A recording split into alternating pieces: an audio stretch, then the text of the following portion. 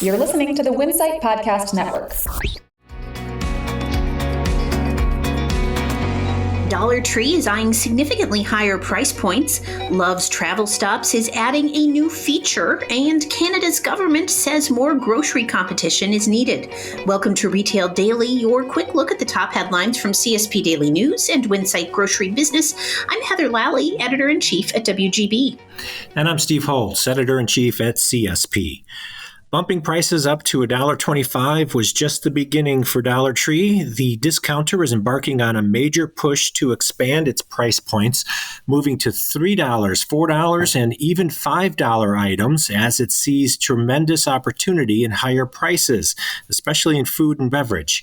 Virginia-based Dollar Tree revealed its plans last week at its annual investor conference, where it reported that its successful shift from $1 to $1.25 across all assortment more than a year ago has paved the way for further price boosts. Love's Travel Stops and Country Stores is adding its first truck wash services to select travel stops and Speedco locations. Love's Truck Washes have opened in Harrisonville, Missouri and Pauls Valley, Oklahoma, and the chain plans to open additional washes soon in Hazen and Prescott, Arkansas. The chain also promises several more over the next 2 years. Canada's Competition Bureau has found that market power in the nation's grocery retail industry is too concentrated and that government needs to help promote competition.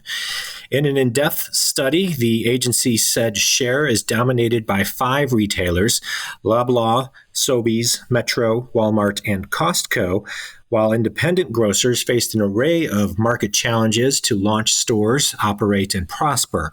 Recommendations include more government support for independent operators, opening doors to international grocery retailers like Aldi and Lidl, and encouraging emerging business models like online grocery services. 1 month into the summer driving season, the national average retail price of regular grade gasoline edged up just 1 cent per gallon, while demand continued an impressive recovery. This is according to the most recent Lundberg survey of U.S. fuel markets. Those conditions speak well for motorists, at least compared to a year ago, when the street price was $1.37 per gallon more. Refiners lost some gasoline margin, but are still enjoying historically high levels, and retailers gained a sizable chunk to reach 38.88 cents per gallon on average. What kind of music should we grocers play? When should they play it? And will it have an impact on the bottom line? A Swedish grocer who also works as a professor at the University of Bath School of Management said his research has some of the answers. Professor Jens Nordfalt serves as co-director of the school's retail lab. He said in a recent interview with Winsight Grocery Business that grocers can expect a roughly 11% boost in weekday sales revenue if they play light, lyric-free tunes. 35 years after first entering the ice cream industry with its acquisition of the Dove Bar, candy maker Mars has outlined a new ambition to grow its ice cream business to $1 billion by 2030. The global ice cream market is projected to hit $105 billion by 2029, up significantly from $74 billion in 2021, and Mars holds several of the top-selling products in the U.S. Frozen novelty category, including Snickers ice cream bars, M&M's ice cream sandwiches, and Kind frozen treats. Reaching $1 billion in sales would place Mars ice cream among the company's 12 other billion-dollar brands, including M&M's candy, Extra gum, and Snickers candy bars. British American Tobacco Company is making several leadership changes following the appointment of Tadeu Marroco as chief executive in May. Some of the new positions taking effect July 1st include Johan van der Meulen, who will be the chief operating officer, and David Waterfield, who will be president and CEO of Reynolds American Incorporated. The restructure aims to support Morocco's commitment to a sharpened focus on improved execution and operational excellence, enhanced capabilities critical to BAT's strategic development and transformation, and a progressive and agile organization with a collaborative and inclusive culture, the company says.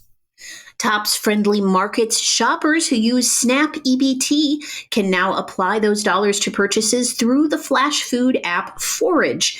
The San Francisco-based tech company working to make SNAP payments available online has announced. The flash food service enables shoppers to purchase substantially discounted foods that are approaching their best by dates. Wise Markets has earned the Sustainable Food Retail Certification from the Ratio Institute. The designation signifies that the Mid-Atlantic supermarket chain's sustainability practices demonstrate significant environmental and economic benefits. That translates into an annual value of $13.6 million, or an average of about $69,000 per store for the grocer's 197 locations in 7 states. EBT cards used by recipients of the Department of Agriculture's Supplemental Nutrition Assistance Program, otherwise known as SNAP, could get an upgrade with the launch of a new industry forum focused on revamping the payment method.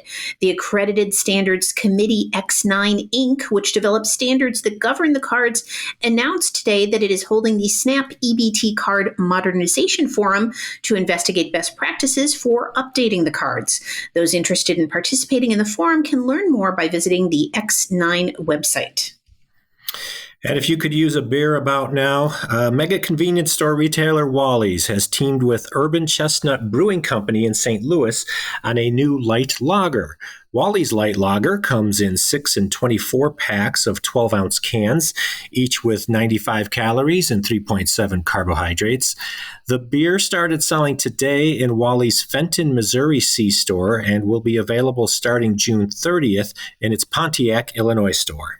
And that will do it for today's episode of Retail Daily.